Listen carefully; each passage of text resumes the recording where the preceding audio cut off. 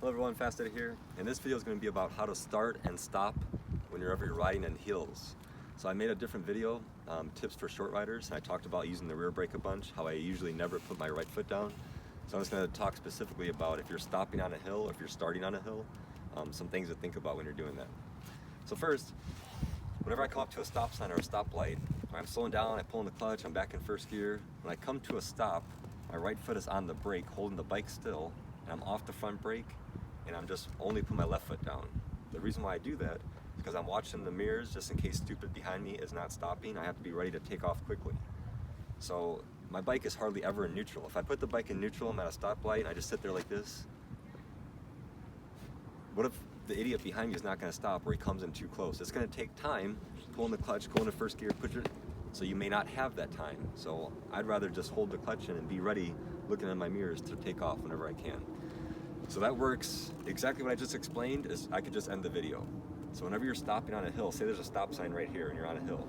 When you come to a stop, right, if you're holding the front brake and both feet are down, now you're holding the bike still with the front brake. But when you go to take off, right, you have to somehow hold the front brake, give it a little bit of gas, and then ease out the clutch all at the same time. And that's three things you're doing with two hands. It's kind of difficult.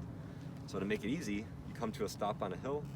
Once you stop with the front brake, push down the rear brake, right? You lean the bike slightly to the left, your left foot is flat on the ground, your right foot is on the brake, and now you can literally let go of your right hand if you wanted to. You're pulling in the clutch because you're not going anywhere. Your brake is holding you still, and you don't have to do anything with your right hand. And whenever you want to take off, you give it a little bit of gas, and then you start to ease out the clutch, and you're holding the bike down like you're like a tamed animal. You're just waiting to release the bike. So you're easing out the clutch a little bit, you're raising the RPM. Now whenever you actually want to go, you release the brake. You don't have to do anything with your hands. There's no movement with your hands. So that's what I'm talking about. So you're on a slight hill, right? Which I'm actually on right now. So I'm on a slight hill, I come to a stop. If both feet are on the ground, I'm holding the front brake, and I have to try to take off and ease out the brake and the clutch. It's just a lot of variables. So whenever you come to a dead stop, clutch is pulled in, you're holding the brake, right foot on. Even if you're on a hill like this, the bike is going to hold still with your rear brake. And whenever you decide to go, you give it a little bit of gas, raise up the RPM a little bit, maybe 2,500 RPM, and then start to ease out the clutch, and you're going to be able to feel and hear the bike like lunging, like it wants to go. Because once you're ready to go, you ease off the brake, and your throttle is already good, and you just ease out the clutch a little bit more as you release the brake. So you're releasing the brake at the same time you're easing out the clutch, you'll give power to the bike, and you can take off.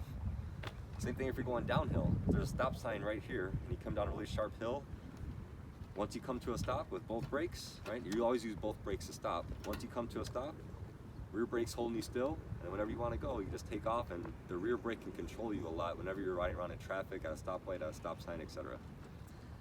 So if there's a really cambered, banked road, a couple things to think about. So most of the time I lean the bike slightly to the left like this, and my foot is flat on the ground. Because both my feet don't really go flat, and I don't like being on my tippy toes, so I just shift over, so one foot is completely flat, nice solid foundation, and I'm good, I'm on the rear brake. But if the road is really cambered or banked, then I may hold the front brake and switch to the other side just because the road is like this, so it'll be a little bit easier. So you have to use your common sense, which works best for you. It's always what's most comfortable for you while you're doing this. But however, even riding around in hills and turns and banks and everything else, I almost always ride like this.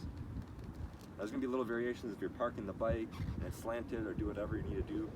Just remember, at least in California, whenever you're parking like up against a curb, one wheel needs to touch the curb. It does not say the rear wheel must touch the curb. It's one wheel needs to be touching the curb.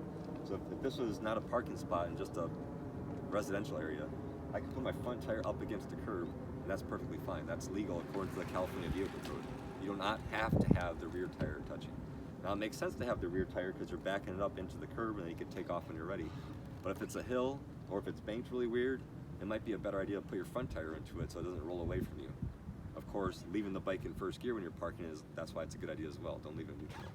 So there's a couple things to consider. You're going up or down a hill, just practice using more rear brake. Come to a stop with both brakes, but once you actually stop, free up a variable. Let go of your front brake, let your rear brake hold you down, and now you just have the clutch and the throttle to actually get you going. And that's been helping out dramatically. Of course, the more you practice, the better you'll be. So when I first started doing this, there's a part down here in San Diego which is really hilly. I literally rode up the hill, stopping at all these stop signs, and I turned around and went back down. I just did that for about 20 minutes, up and down the hill, stopping on stop signs that are like this.